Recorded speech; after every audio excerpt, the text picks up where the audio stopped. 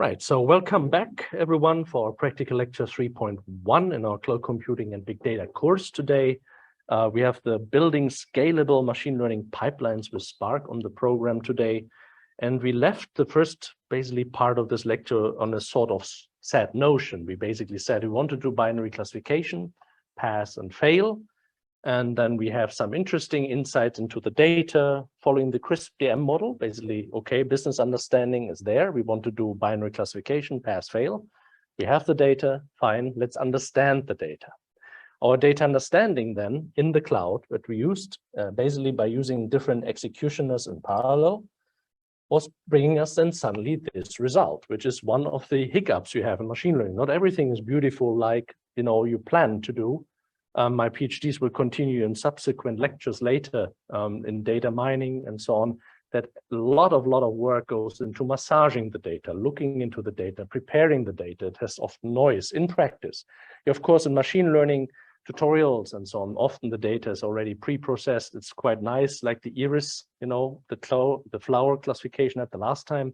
This was especially massaged for tutorials, all shiny, all nice. If you go to practice, you have more and more hiccups. And that's why it's so important to do a data understanding first. You have to understand what your classification is doing, what your algorithms are doing, what data is going in. We have a sort of saying in machine learning, rubbish in, rubbish out. So if you have rubbish data going in a machine learning algorithm, there will be rubbish coming out. Hence, the data understanding period is very important for us. It showed definitively we have a problem in the labels, right? So this is the Y in this interesting diagram that you remember with the X being, of course, here the different violations as features, a name, ID. But this, the results, is, of course, for us a guiding Y, which is a label. And if the label says it's a 5-class problem, but I want to do binary 2-class classification, I have a problem, right? I cannot learn from it. I have to work on it. And here is where basically now the idea of picking the model to it comes firstly. So of course, logistic regression is for binary classification here. So we have to massage the data of using it with this particular hypothesis set. I could do a support vector machine maybe with multi-class classification. That's what we do in research a lot. Maybe not with 5 classes, more with 50 classes, 40 classes in land cover, remote sensing or so. But still, we pick now the logistic regression, which means the data needs to be changed. And this is something what we're going to do now. So firstly, we basically confirm what I showed you in the cloud. That's basically the analogy now to the slide. We have already discussed the rubbish in, rubbish out. So that's pretty clear.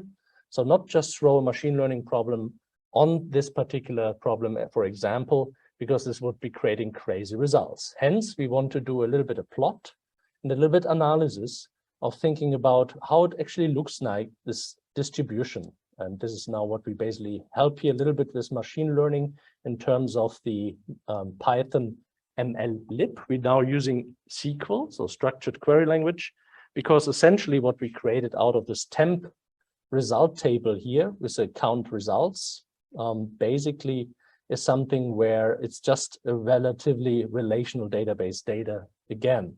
So very structured, not so unstructured, like for instance, we have seen it before. So this was basically just a hint here you've seen, which is maybe also something could happen in your assignment. So you have seen suddenly that the kernel has reconnect. In other words, we talked too long or we had a too long break. And essentially our PAAS session is basically queued again, and we probably cannot get to our results. Hence, when you have this in your assignment, usually what helps is to create the kernel new and restart and clear output. That's what we have to do now, because essentially it was idle too much. Perhaps I talked too much in the break. I didn't keep it alive.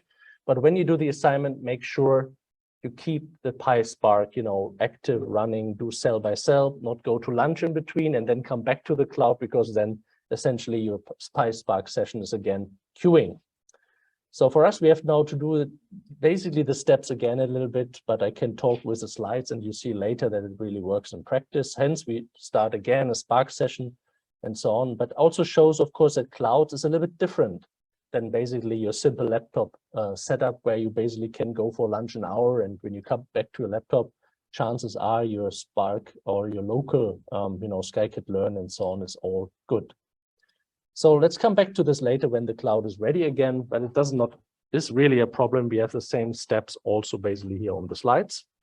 So you see here essentially this problem of this 5-class classification problem that we have is fail, pass, but it seems there are some of them marked it out of business, pass with conditions, business not located. That's an interesting one. So it's also probably bad for food inspection when you cannot locate the business.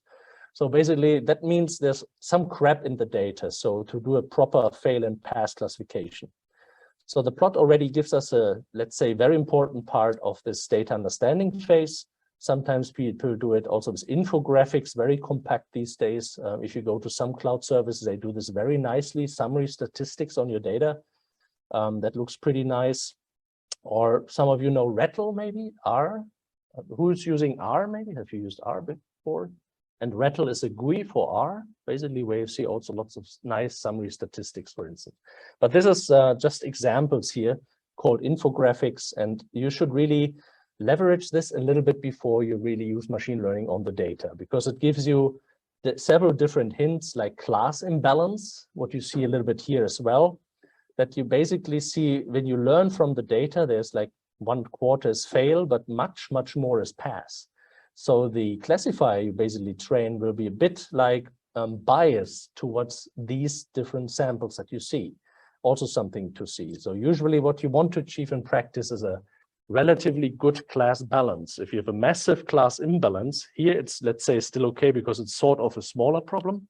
But if you have, let's say, sometimes 2,000, 3,000 from one class, but just 1 or 2 or 3 from another class, and you want to have a classifier on this, that will not work. It will give you out crap. So again, for this, the data understanding is important, and sometimes it makes even sense to sample these out, right? And that's, for instance, an example we do now. Let's go shortly to the cloud. Let's see if it comes back alive. And you see we have a new Spark session. So all runs as we plan. And we will load the food inspection data again, and we'll then, of course, do the inspection steps again. Also here, it's incredibly important, as I said in earlier lectures, do it step by step, right? If you have just one, let's say, cell, sometimes not, and then you try to reiterate, go from the top, then I rather suggest really stop the kernel, restart the kernel, and basically start from scratch again from the top. Because the chances are that some of the elements are not really properly initialized, etc., etc. And it is hard to debug sometimes, right? So that's also another point in that. So we again reuse here the schema, take the data out. In between, we maybe want to see how we can cure that problem. Essentially, this is in many machine learning things. This is just one example here. Could be many different things. Of course, here we see a little bit that some of them, like pass with conditions, are maybe more on the pass side of things. And in the end, the question is if we really want to have that in the data. It's a application domain question. Here we maybe just say we want to, count that basically as pass, right? In other words, what we do now, we merge these classes, right? Pass with conditions or pass, we just take it, let's say, as one. But of course, this has an impact of the precision of the algorithm, what we do as a classifier, right? So every modeling that you do now with the data, feature engineering, subsampling, changing the data sets, of course, has an impact on the application. Here, what we do is we want to have class 0 is the failed ones, and pass is 1. And we say pass with conditions is still for us a pass, but everything else we had there, this kind of a little bit crap thing, like don't even locate a restaurant, that is something we cannot work with, right? And chances are, if you cannot locate the restaurant, there are probably anyway no violations in, because they never could, analyze it. So it's crap data, noisy data, we would say usually.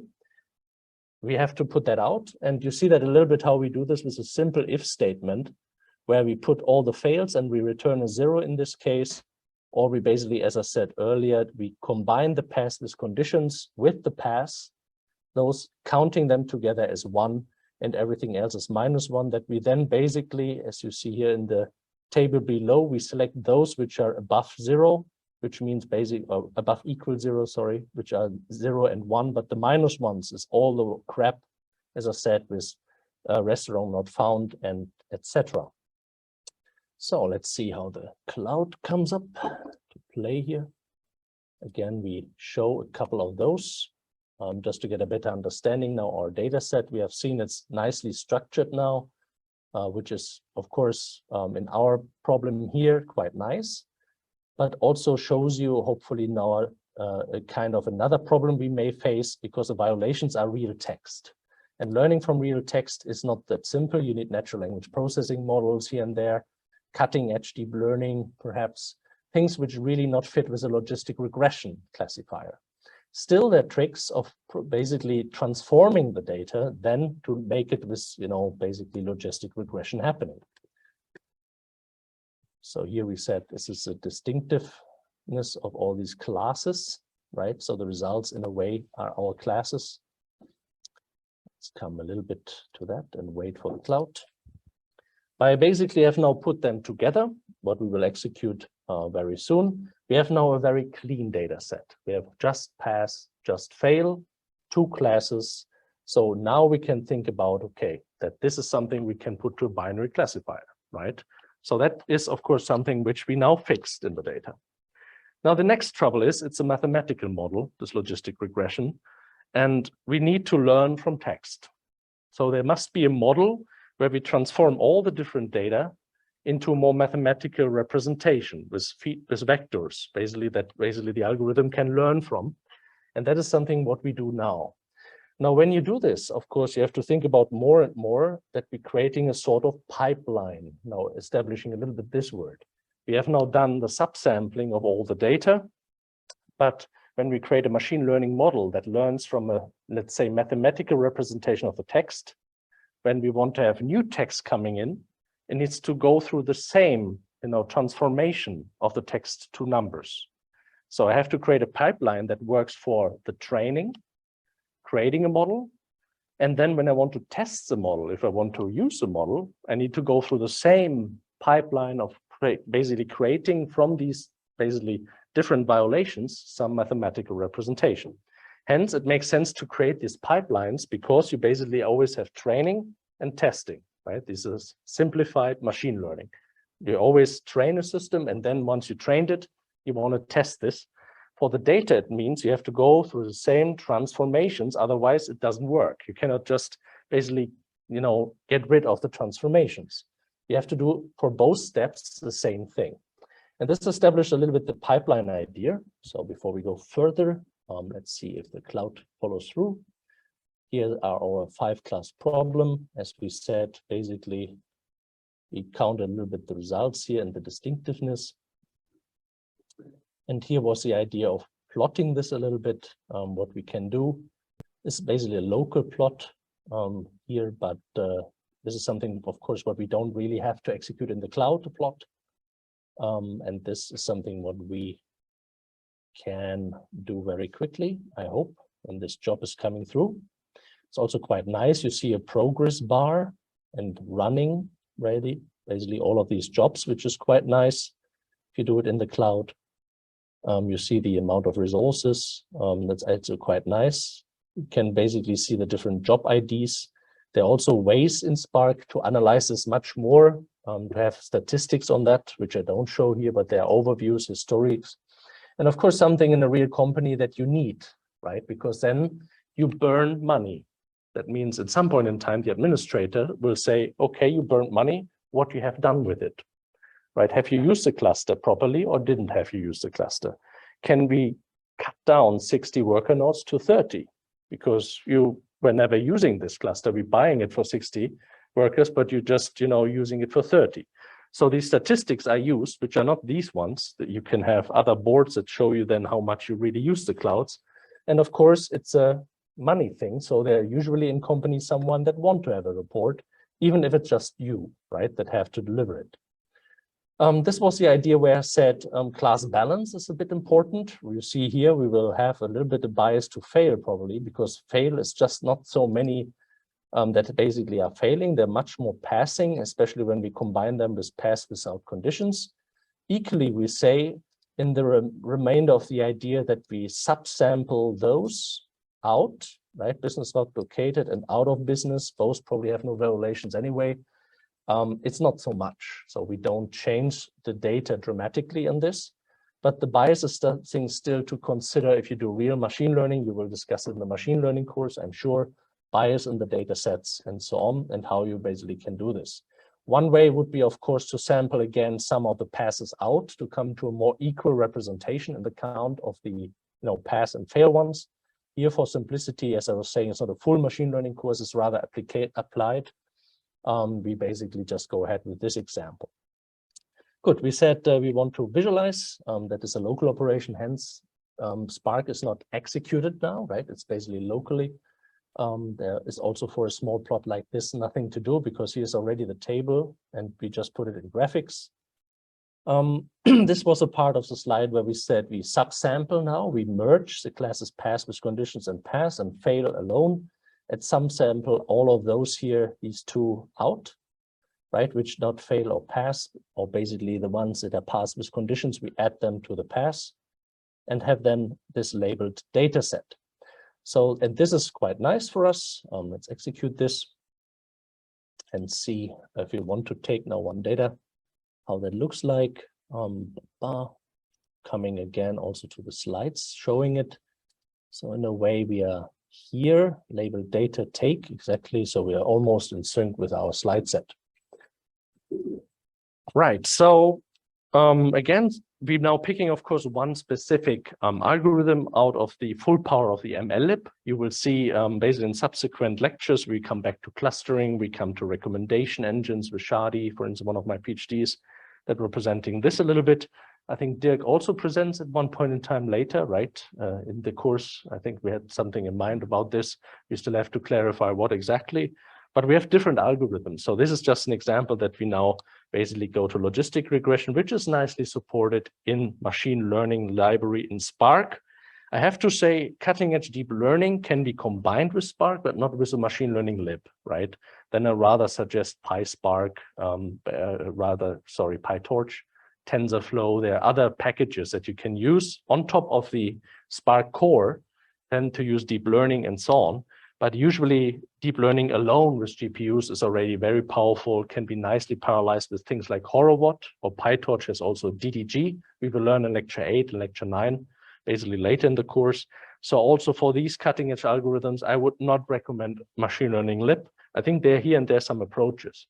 For shallow learning, however, what we call everything which is not deep learning, not neural networks, I would say it's a good package. You can have decision trees, random forests, quite nicely supported as well. So tree-based approaches, including bagging, boosting, and so on. But also clustering, simple algorithms like k-means, for instance, are also supported. Just as a hint, what you can do with MLlib, it doesn't have to be always logistic regression. So for logistic regression, now the idea is using the logistic function. That is something what we had already in the theory.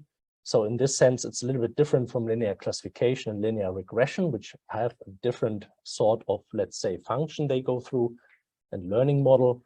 But the general idea of a linear learning model is still given. But now thinking about the pipeline that we have discussed, when I said to you, now we have to make sure that the data is going through the same things. And basically this brings us now to the training process and the test process. The top you see the training process, right? So this means we would have to use the data. We basically have the violations in text, very bad for mathematical models. So we tokenize it, basically cut this big violation text into small pieces.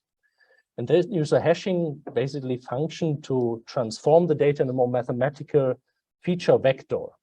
From this, we train a model, in our case, a logistic regression. And the training, as you know, is now the one where it's really computation intensive. That should be these arrows, right? So iteratively, we're now doing this stochastic gradient descent, update the weights of this model, then do the next step of the gradient descent on the error function until we come to sort of basically lowering the error. And some iterations, I just say stop. Hence, when you do the algorithm, I think it was in the one before, what you usually do, you specify how many iterations of the optimizations you want to do. These are hyperparameters, which are not really very sure. So you have to explore them. You have to change them. You have to see, sometimes it takes maybe 20 or 100 iterations. This reg param is a regularization parameter. It's a bit more advanced machine learning, saying you penalize a model, you don't take any different data part by heart, but it's also incredibly important for real data sets to do regularization, validation. I think the machine learning course will have a lot to say about regularization. And this is something what we also do here, basically by specifying this. But once you have this model, and that's why you also in pipelines in Apache Spark, you have this two different types.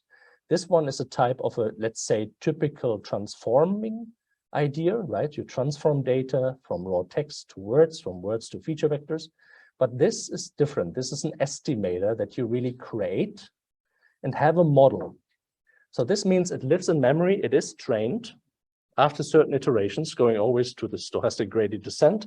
And then now in the second part, in the test, we don't do that anymore. We don't need to have this iteration because the model is trained. So I reuse that in the second part, which you see in the lower part, in the testing, that we basically take the testing data set. We have the same raw text of the violations. So we have to do the same transformations in the data, right? To coming from raw text to words, from words to feature vectors. But I simply reuse this logistic regression model, which is trained, and then do my predictions on the test data. Hence, this is a big difference between the training process, which is now here the focus, which means on the other hand, we also should kickstart this a little bit in the cloud, right? Because we have the labeled data set, everything is basically ready now, except we have to do this tokenizing steps and the hashing function that we discussed a little bit here on the slides, which is this step. You basically here have the violations, you have the tokenizer bringing words. So you basically cut this different violations into pieces. And this means we get a nice vector out when we put it to this hashing, which basically has for each of the words rather a mathematical vector. And I show you when we basically put the data out in some example. By doing so, we pick here the model. And of course, this is now up to you what you take. In our case, we wanted to take logistic regression, but could be also now maybe a decision tree, or better, maybe random forest, where you grow many different decision trees, because decision trees purely are basically prone to overfit. So you don't want to do that. Usually you do random forest and grow 500 trees or so. And here we do 10 iterations. Nobody says it has to be that way. It can be 20, it can be 40 iterations. It totally depends on your data set. And the regularization parameter is something which is a bit more advanced. We'll discuss it also later on in the course a bit, but also here the machine learning course is much more to offer. By having done so, we said the pipeline is now incredibly important because we not only want to fit always stands for training, right? Fit to the data means the training process start. We also want to reuse the pipeline for testing, where basically, as we have seen here, we will have to go through the same steps from raw text of violations to words, to feature vectors, then to the predictions. Hence, the pipeline is incredibly useful because I have done it once. I just can pull in again the predictions from the next testing data, what we will do now basically step by step. But first, we of course train the data, right? That's what we do now. And now that's a nice way of doing this in parallel with Spark, which of course now is a big point in how many workers you would have. This is something which usually takes some quite time. Binary classification is a very, very simple model. Hence, it's not so much where Spark, let's say, can point and really make a big, let's say, iteration being active. But yeah, I think here we have another point that you see the kernel was suddenly disconnected, which is not good because then we are queued again. Sorry for that. So you see, you basically have to work on it and not talk too much as I do in between. Maybe it's a good idea to think about this. Yeah, no, I mean, it's quite unusual probably if you work in the cloud and talk too much with slides in between or so. So I would say sometimes even I would suggest rather doing it serial, several steps in your notebook locally. And once you're ready for scale out, you will transform it to the cloud, right? You see, basically, you have to work constantly on it. It could be also that you can configure this when you basically go into these configurations of the cluster. There are some options that you can, I think, have lots of options of maybe keeping that longer alive. Maybe it's here for saving costs, but as I said, the Spark cluster is anyway running, so it's anyway charging, so it's no point of basically doing this. but could be many different factors, maybe also the internet connection. But so hence, when you do assignment, do it step by step, go through it, make screenshots, as the assignment one was also suggesting, and explaining a bit later, right, once you have done everything. Okay, so let's do that again. A little bit sad, basically, but yeah, I think that's the point when you want to do it in education or when you talk a little bit about this.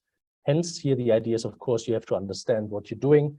Once you do the assignment, you have already basically now the understanding of all the tokenizer, the hashing and stuff like this, so you can quickly go through this and not talk too much as I do. Now, the computational complexity, as we discussed earlier, is this optimization problem that needs to be solved. You reduce an error function by going basically downhill the error route by taking derivatives and so on. This is one algorithm, gradient descent and stochastic gradient descent, basically in analogy to our perceptron learning model that we had before.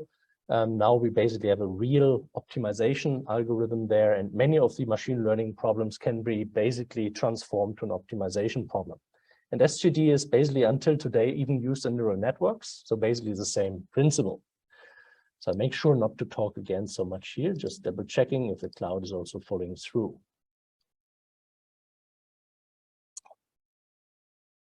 Okay, having solved this, of course, there are more interesting, let's say, optimizer these days available. Some of them take the momentum of going downhill, the error road and so on. But it's, of course, again, something for the more advanced machine learning course. However, as we just were executing the model fit and the pipeline fit to this labeled data is, of course, now where the interesting work begins, where the lots of computational complexity is there to solve this optimization problem. And this is something where, of course, now usually it would make sense to have more executors to do this much more quicker. And we also discussed, of course, in the notebook already the need basically for going from real text to a more mathematical representation, right? So this is something which usually is always a fit function. When we now think about the missing piece, if you remember in our diagram, to connect the training examples to the hypothesis set and to the final hypothesis, this was now what was missing, the learning algorithm. And this is, of course, for us, the optimization here, the SGD. In the analogy of a linear learning model, that was the perceptron learning algorithm, if you remember, right? This was a flipping of the vector that we had. It's a simple idea. There you take, of course, the hypothesis set of saying linear perceptron model. For this, you have the perceptron learning algorithm. Now we had logistic regression, we take SGD. If you go to SVM, you have basically quadratic programming. If you have neural networks, you go to backpropagation of error. Every model has its learning algorithm and optimization alongside. And only through this, by sticking in the training examples, you hopefully, by reducing the error, coming to a final hypothesis, which hopefully approximates then this F, this function we, so to speak, want to approximate very well. Hence, there's still something missing here, right? So basically, we think now that's our practical machine learning overview. We know now, but still, where's the error, right? We have to think about that a little bit more. But let's see if the cloud is not, getting into sleep mode again. Oh, that's done and done. Hence, and just to think about, again, when you now have this practical machine learning overview, want to have an example, right?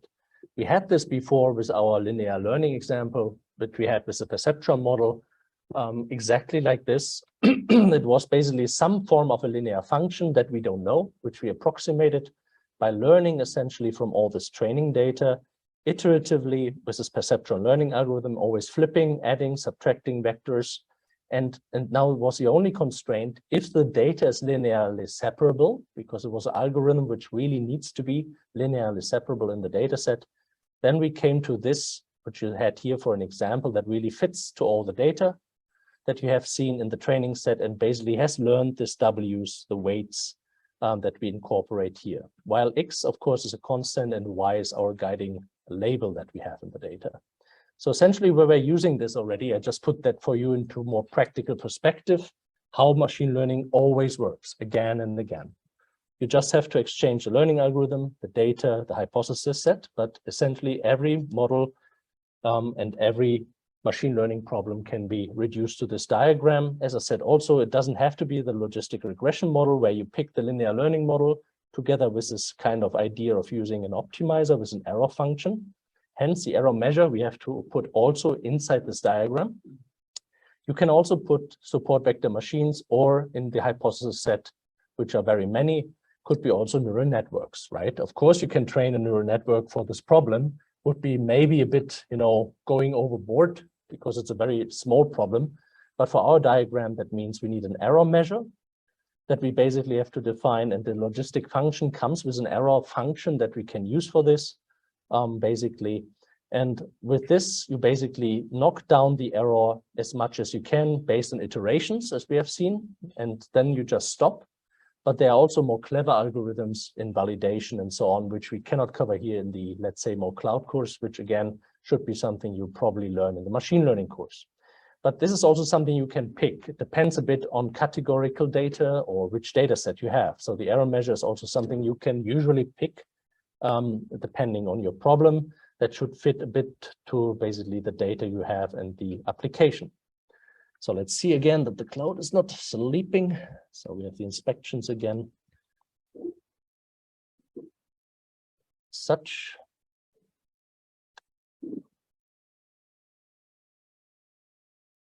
And proceeding a bit with the slides. Though we have the error function. The target function that you see here is basically more a target distribution. The reason is that we have often in machine learning the same x or different x. You put in a function and different y comes out. And now you would say that's not a mathematical function, right? The different x, different y's. It's not what a function is usually. That's why we put a probabilistic assumption over it. You have this incredibly often Netflix data where you watch the same movie, so the same features, but sometimes you rate it good, sometimes you rate it bad.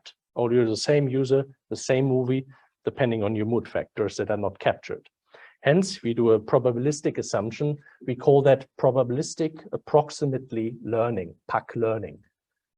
This is another PAAS. You probably learned that already in machine learning course, PAAS learning, very important part, which is basically the assumption why machine learning works at all. Right, now coming to the test steps, let's see what the cloud is doing in between. I just want to do some show here.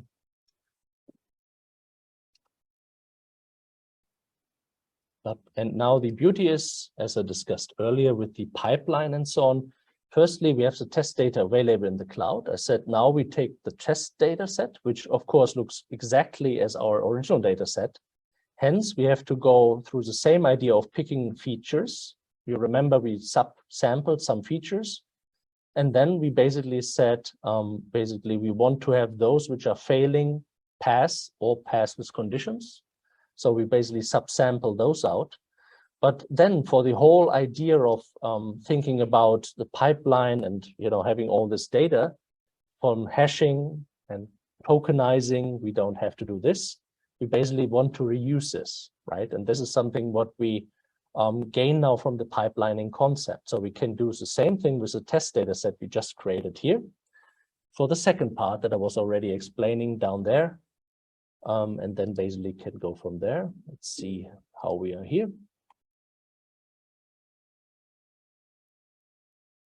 So this comes again, that's good.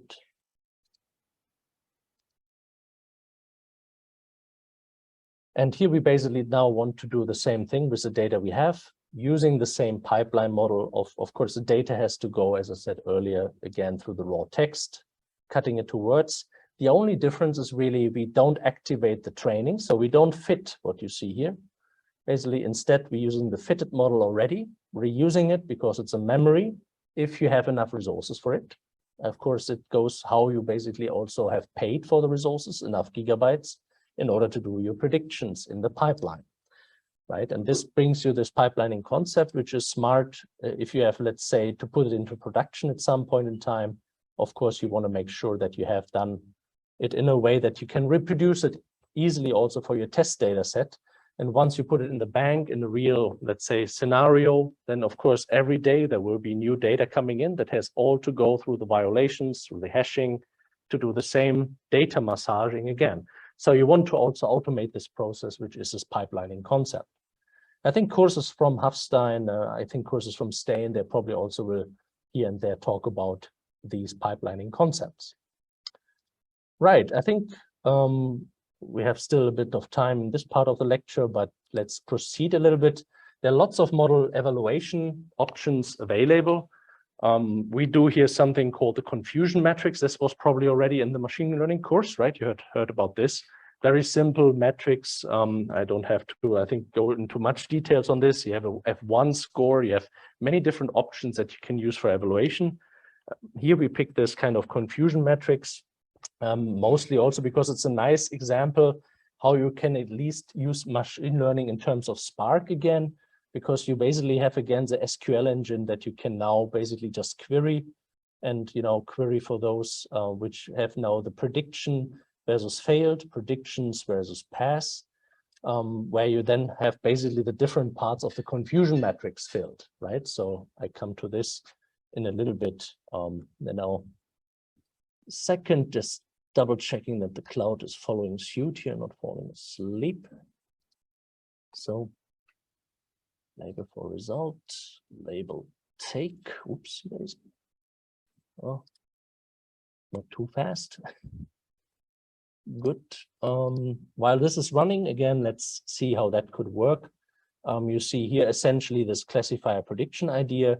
Of course, we want to come to something where the actual value in the data says it's positive, and where you say your classifier that you created for new data, which was our test data, should be now basically saying it's also positive. Or, of course, when it's failed, you know, basically the food inspection will fail, that you have basically a negative fail in the data set, basically that you have then also a negative in your classifier that you created. So people talk about the true positive, true negative. The fact of the matter is that a classification is never perfect, right? The model will always have some of them which are wrongly classified. In the perceptual learning model, that was not the case because the data was perfectly linearly separable. There was a very toy problem with the iris setosa, iris virginica. But what I didn't told you was there was a versicolor iris, which is overlapping in terms of features. So even there, you would have basically not a concrete example of a perfect 100% machine learning problem. It's saying it's 100% accurate. So here I'm saying you will have several false negatives and also false positives, which you don't want and want to, in a way, reduce, right? And of course, I think here was a bit the confusion, if I remember in this tutorial from MS Azure, that the positive result means, of course, it's a failed result in terms of the past inspection. So you have to vice versa it a little bit. But this is something what we do now with all these helper parts. So you have always this kind of 4 fields where you query the data simply out of your results, right? Where you basically have this true positives that you can filter out based on the real data that you have. And you always have the real outcome, if you remember in your Y, right? This is here, the white data set, the label that we had already. And the classifier will also do a prediction, which hopefully should be often the Y, but in many cases, it will be not the Y. So it will be another. So because usually machine learning is never really 100%, and reasons are noise in the data, missing values, wrong human labeling could be also there sometimes. Human factors are also a part of the game. But I guess you always have to remember me to not talk too much and keep with the data going. I hope now we are not reconnecting here. Okay, that looks good. Now we're fitting the data. So now it's really the machine learning process, right? So where we do and really do the iterative training of these iterations that we have in logistic regression and really train the model, where now it would be nice to have 30 workers or 60 workers, because then we could maybe do this much more in parallel. So, and of course, we will in subsequent lectures leverage this again. So when we talk about neural networks, we use 2000 GPUs at the same time with the same idea of a bigger model, neural network, deep learning, but basically also getting the weights updates. Hence, for the weight updates, we have to communicate those. We compute this locally on 2000 GPUs, And every now and then, after a so-called mini batch, we have updates and communicate the average of the weight updates in the network. Similar like you see here, you see now many different parallel threads that have now to do the weight updates and getting it locally again to update the model again and again to basically update this W that we had in the previous lectures. Okay, this was all completed now. So take away the message we have now, this model in the memory. It's trained. It is basically after 10 iterations quite okay. So now we want to basically do the test data loading. If you remember, we do the same massaging or feature selection of just getting the name, results, violations.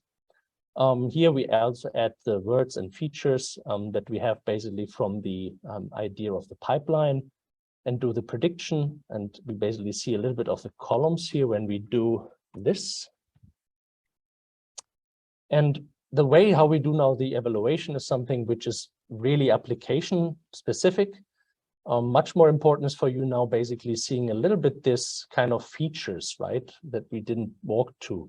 The sparse vector here that now you see instead of having these kind of violations that you see here in terms of words, now you cannot really understand anything, basically. Of course, this is now going through this hashing function is basically showing you here the words, right? So washroom was important, foods, shell, and some things, but obviously here and there, not negative elements will probably also, or positive elements will basically also use a classifier in terms of numbers, basically in order to, come to a good model. So by doing this predictions, we now basically can see how the success rate is basically of our classifier, and we will see it's probably not 100%, which means we have something for our nice confusion matrix to see that they're basically, as you see here, true negative and true positive, false negative and false positive, that there are some of them not really working well, but this is typical in machine learning. You never will usually find a problem that is 100%, because then we usually talk about overfitting.